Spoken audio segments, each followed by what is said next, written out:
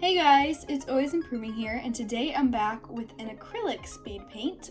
So this is a bit different than my usual watercolor portraits, but I had some late night inspiration, and I don't know why, but I wanted to paint with acrylics. So instead of getting a canvas out, I just got some paper. I'm not really sure if it's the best, but it's some oil/acrylic paper from Canson XL, so it's probably not the greatest surface to work on, but I'm not super talented and super I don't know a lot about acrylics, so it's okay for me to use these cheaper supplies right now while I kind of figure out what I like about acrylics and if I like them. But anyways, I got this again, as I said, kind of later at night, and I just wanted to get the idea out.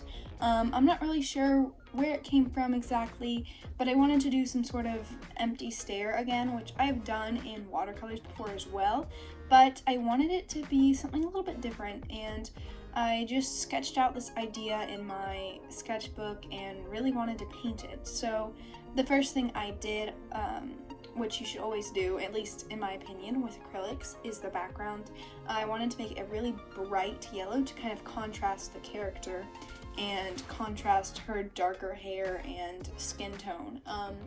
And I think that it really worked well because the background was a bright yellow, her hair was dark purple, and her skin was more on the red side than I would say the yellow side, and so I think all of those elements of the painting really worked well together and kind of balanced each other out. And yeah, the concept for this, she's kind of like, again, like blank, like she's staring blankly, and so I didn't know for sure how I wanted her eyes to be. I thought I was originally just going to kind of leave them white, but I kind of worked that out as I go through the painting. I did struggle a bit on the background actually because I was running out of the exact shade of yellow that I used, but I was able to finish it up. And not again, but I'm sorry for this lighting right here. It's a little bit messed up in the beginning. I do fix it later in the video, but you can't really see that top half of the painting like over in the left, but I will fix that later. Anyways, as I was saying, the yellow I kind of ran out of, and also the paint itself, the one thing I don't like about acrylics is that I cannot re-wet them and reuse them as easily as I can with watercolors, and so I did struggle a lot with that. You can see I probably used way too much paint with this acrylic painting, and I think that that's part of the reason I should get cheap supplies right now, because honestly, I wasted a lot of paint with this painting, and I wish I didn't, but I did, and as I learn, I think I'll get better at getting the right amount of paint out and mixing the right color the first time so that I don't end up with such a excess waste of paint.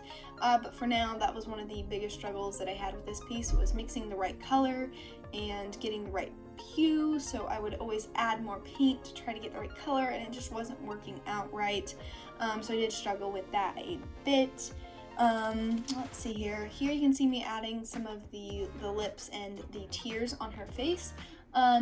I ended up lighting this kind of from the background. It wasn't necessarily an exact source of light, but like both sides of her were light and more in the middle of her face was darker.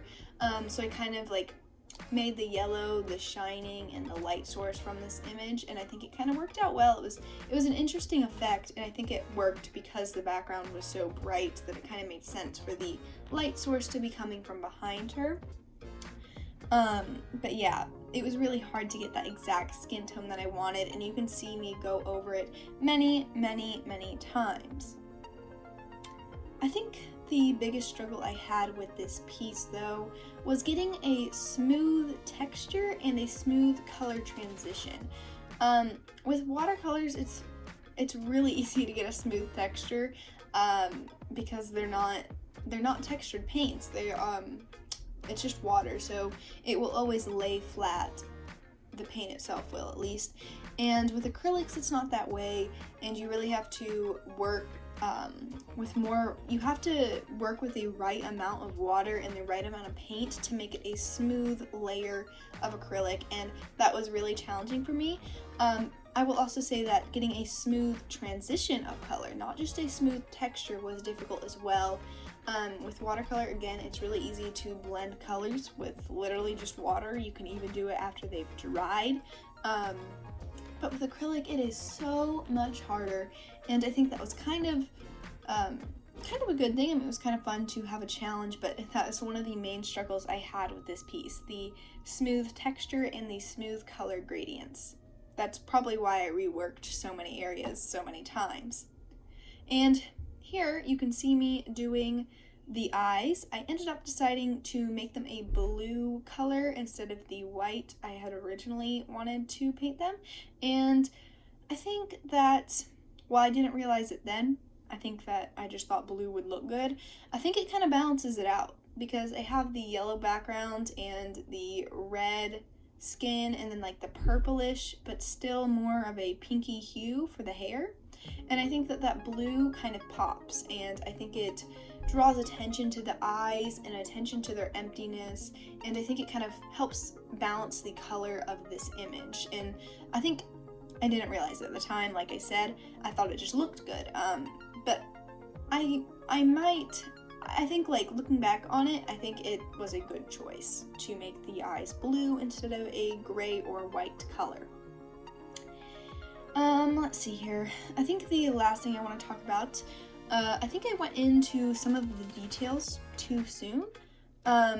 What I should do in the future, I think, just, reflecting on this piece, is go in with a flat wash of color, plan out the whole image before I start, and really know what colors I want where, and yeah, just plan it out and then apply a flat layer of color for just general values and general colors, but nothing specific, and do that for the entire painting.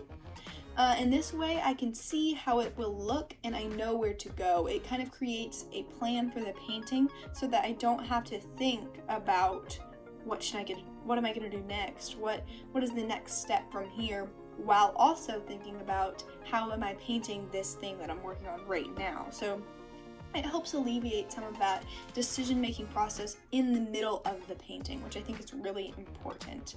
But overall, this was actually a really fun experimental piece, I guess I should say.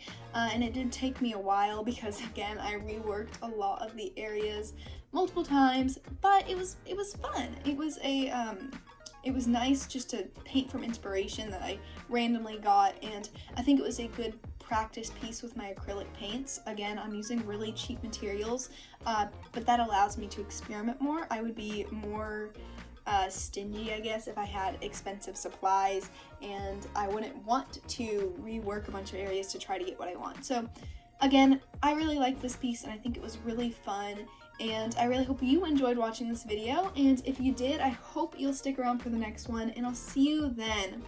Bye!